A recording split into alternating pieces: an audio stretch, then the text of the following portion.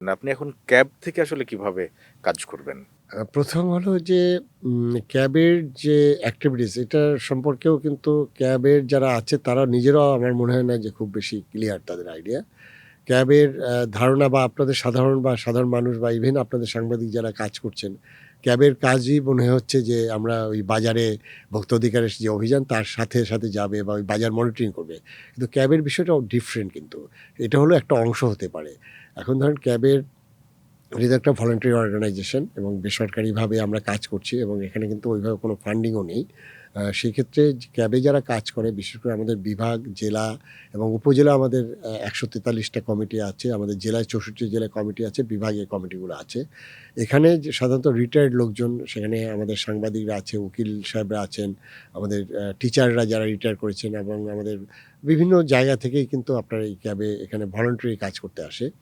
সেইখানে যে জিনিসটা হলো যে আ এই যে আমাদের টার্গেট ওরিয়েন্টেড যে কাজগুলো চলছে, তা সেখান থেকে আমি মনে করি যে যতক্ষণে আমরা ভোক্তাদের ট্রুলি সেন্সে আমরা যতক্ষণে তাদেরকে আ সচেতন না করতে পারবো, এর পাশাপাশি আরেকটা জায়গা আছে যারা ব্যবসার সাথে জড়িত যে বিজনেস কমিউনিটি আছে, সেই জায়গাটা সবচেয়ে বেশি ইম্পোর্টেন্ট। অর্থাৎ আমি অ্যাজ এ ছোট দোকানদার বা তারা হয়তো আপনার ছোট যেগুলো আমাদের খুচরা বাজারে যেগুলো যে দোকানদাররা আপনার এখানে পণ্য বিক্রি করে আমরা যাদের কাছ থেকে কিনি, সেখানে হয়তো সে অতি লাভের জন্য সে এই ধরনের কার্যক্রমের সাথে লিপ্ত। হয়তো ওজনে কম দিচ্ছে কেউ অথবা কেউ ফেক প্রোডাক্ট বিক্রি করছে, জেনে শুনে বিক্রি করছে।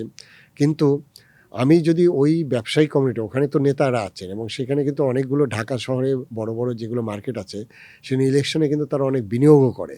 একেকটা আমি শুনেছি যে একেকটা ইলেকশনে তারা ৳১,০০,০০,০০০ পর্যন্ত খরচ করে। এই বাজার কমিটি, বাজার কমিটি, এই যে শান্তিনগর বাজার কমিটি, নিউ মার্কেট বাজার কমিটি মৌলভীবাজার একটা এরকম বড় তারা বাজার। কিন্তু এখানে বিশাল আপনার অর্থ খরচ করছে।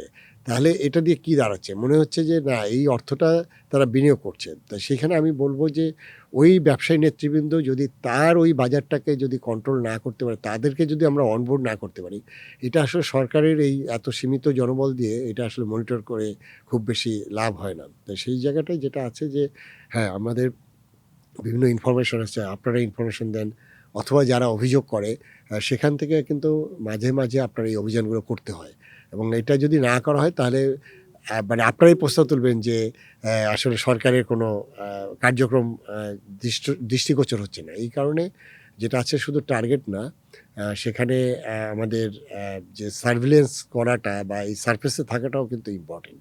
তো সেইখানে আমি মনে করি যেমন ভোক্তাদের সচেতনতার পাশাপাশি আমরা যদি ব্যবসায়িক কমিউনিটিকে যদি এখানে পুরোপুরি এনগেজ না করতে পারি তাহলে কিন্তু এই বিষয়টাকে নিয়ে কাজ করাটা কিন্তু খুবই একটা কঠিন কাজ বলে আমি মনে করি।